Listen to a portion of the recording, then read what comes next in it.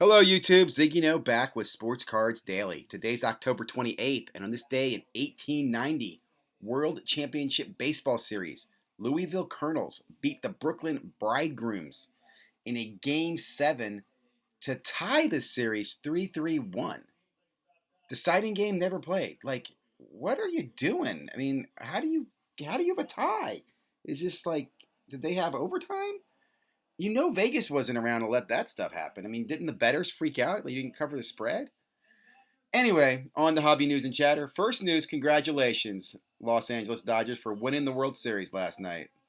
LA's got 2 championships this year. Tampa, can you get another one? I have more hope that Brady will make it than golf, so we'll see what happens. In news and chatter, another look at 90s insert basketball cards. Quick article from the Card Ladder blog. WNBA Prism release day. We'll talk about Prism basketball. This is WNBA. And Upper Deck Series 1 hockey preview. Why hockey and should you be looking at it? Today, Cards and Cake with Comeback Card Investor and Fantasy Football Quest. Also, top 20 eBay auctions from Baseball Card Collector Investor Dealer, The Hype from Mojo Break, and Sports Card Live with Jeremy.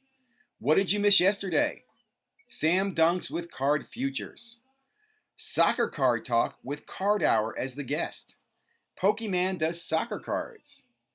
Behind the Numbers Football. And welcome to Brandon Chung Cards. And last but not least, Les Alex with Red Cape Sports. Let's get into the content. So first of all, I'll start with the Card Ladder article. Great article here. No Michael Jordan. No problem. Another look at 90s baseball inserts. Real quickly, what I liked about this article is some great stats, some information here about some of these sets, whether it's breaking down the sets, the hit packs, what some of the value is in them. So I really like the article, and I like a lot of the content coming out of here. So check this out if you have a chance. Panini Prism NBA, WNBA. I remember these being for pre-sale back in June. I want to say we're $200, $220 a box. Blowout has them today at $400. I'm kind of curious to see how popular this is going to be as a product. We'll have to see. I will say if you wait a little bit today, Panini will be selling the direct if you can get it on their website for $325 a box. I'll be curious to see how fast this sells out to kind of gauge the popularity of WNBA Prism. I'm thinking about grabbing a box to hold on to. This is something that I wouldn't be enticed to open in my, personally. So I think I could store this away for a few months, years, or whatever. Also up, we have the Upper Deck Series 1 Hockey coming out on the 18th.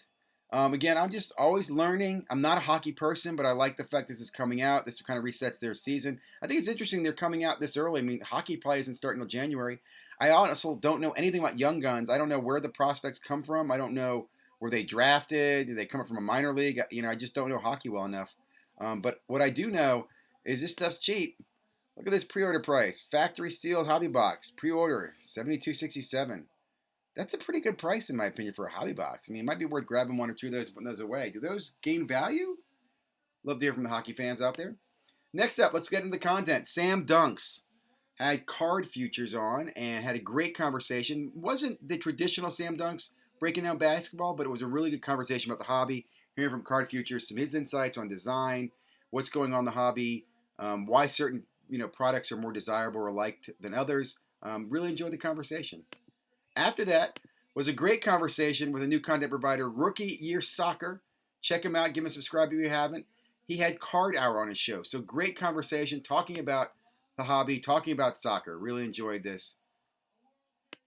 Next up, another soccer provider, London Cards, over in Europe, did a great little break talking about Champions Path and Pokemon soccer cards. So he shows a couple examples. Apparently, there's been Pokemon soccer variations in the past. And there's a new little set that's out right now. You get one card, I think, every week being released in these Pokemon boxes. So I knew nothing about this. I was curious. Is this popular? Do these have value? It seems to me when I look at Pokemon, I kind of think of Pokemon as like a basketball set where the only cards that have value are LeBron and Michael Jordan. Because in Pokemon, everybody wants a Charizard or a Pikachu. Like, is anybody else worth collecting? Next, week 7, NFL reactions. Great blog here from Tyson and Ty talking about behind the numbers and the football, what's going on in football products, the quarterbacks. Look at Absolute and XR. Of course, I'm kind of waiting for Prism, which is really only a few weeks away, and that's going to be exciting when that hits. Next up, Brandon Chung. Been following Brandon Chung for a while. He did kind of rebrand his page. He's going to be focusing on sports cards on his page. He's going to run another Brandon Chung page on just general topics. But I did like this move. I've made my own similar kind of, refocus my own name and brand. So, shout out to Brandon. Definitely be following your action and activity there in the soccer world.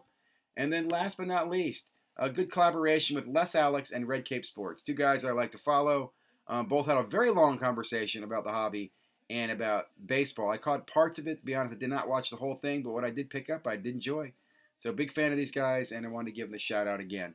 So, hope you enjoyed October 28th. And again, remember, congratulations to the Dodgers for winning the World Series. Have a great day. Stay safe. Stay healthy.